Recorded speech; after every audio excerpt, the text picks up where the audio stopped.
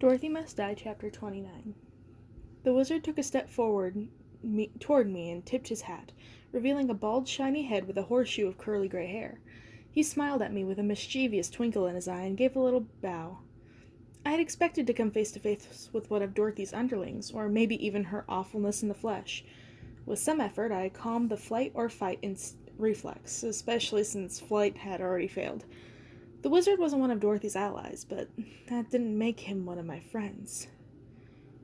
Oh, excuse me, sir, I managed to get out, trying to play it cool. I was just dusting. The wizard looked pointedly at my empty hands. Yes, well, he replied thoughtfully. Spick and span as this whole place appears, I suppose one would need an invisible maid for the invisible dust.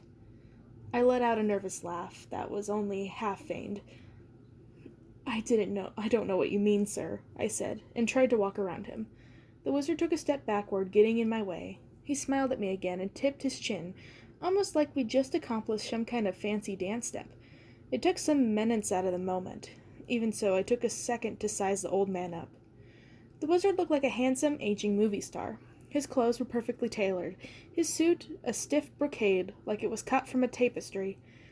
Soft silk ruffles peeked out with his collar, and cufflinks with little silver W's punctuated his wrists. He touched the brim of his hat as I praised him. Compared to the rest of his outfit, the black hat with its black band looked simple and worn, almost like it came from another time. It must have been a trick of light, the wizard said impishly, waving at the Solarian's dozen of twinkling windows. A sleight of body, perhaps. I knew he was screwing with me, but I stared at him with the inoffensive blandness I'd picked up from the rest of the maids. If that's all, sir, I have some more chores to be done, I said with an excess of politeness. The wizard fixed me with a mysterious cat-like smirk. Aha, that's what we like around the palace. Initiative, gumption, spunk. It seems to me that I used to know someone like that, too. My mind immediately went to the most obvious person. He was talking about Dorothy. Of course I'm speaking of myself, he said. He gave me a sly wink, like he knew it wasn't what I'd be expecting him to say. What's your name, child? Astrid, I said quickly. Maybe too quickly. This guy was crafty. I didn't want to give anything else away. Of course, I knew what everyone knew about the wizard, that he'd come into the Oz in a balloon, and he'd set himself up as its ruler in Ozma's absence, and that he wasn't a real wizard at all, just a guy with a lot of fancy tricks. And, of course, there was the fact that he had supposedly left Oz just around the time Dorothy had, to go back to his own world, my world.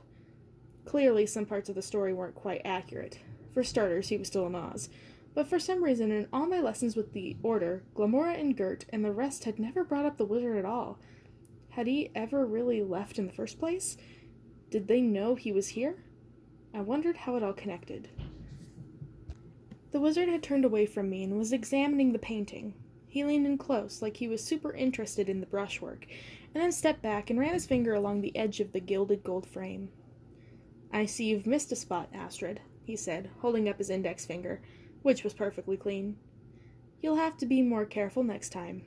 You're lucky it was me who noticed. Others around here get quite upset when things are where they don't belong. It won't happen again, sir, I said. I inched toward the door, but part of me wanted to stay.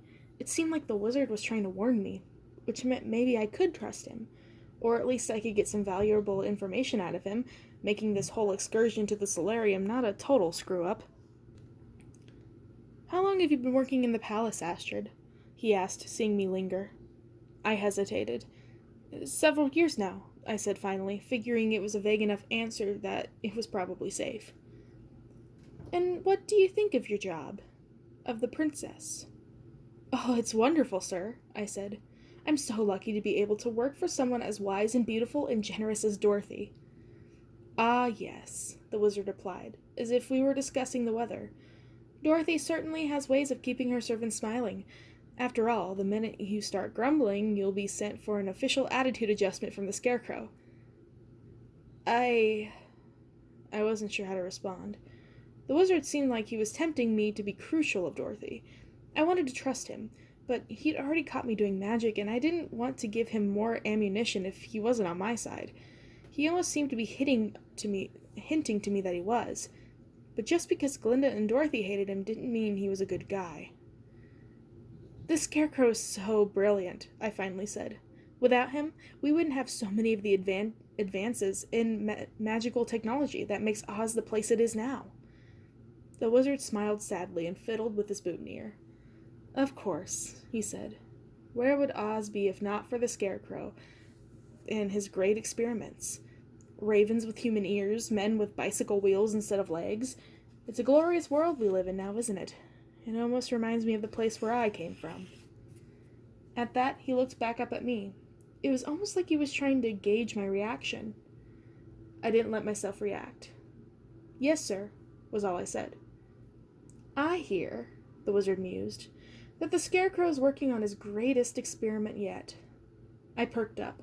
This was actually the type of information that would be valuable to the Order.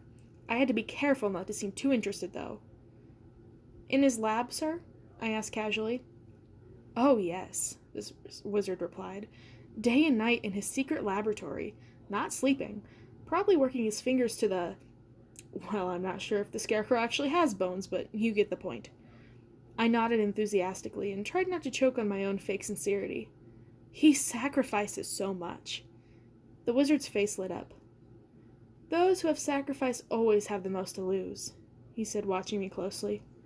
"Ever hear that expression, Astrid?" I shook my head. "No, sir." "Ah, you will, my dear, you will." What the hell did that mean? Before I could ask, the wizard tipped his hat and strolled out. My heart was pounding on the way back to my room. What was the wizard trying to tell me? Did he have some clues as to who I was or what I was here to do? It was like trying to put a 5,000-piece jigsaw puzzle together without the picture on the box. Ozma, the wizard. The palace was full of cryptic oddities that I couldn't quite get a handle on. Who could I trust? It was almost like the universe wanted to provide me with an answer when I opened my door to find Pete sitting on my bed.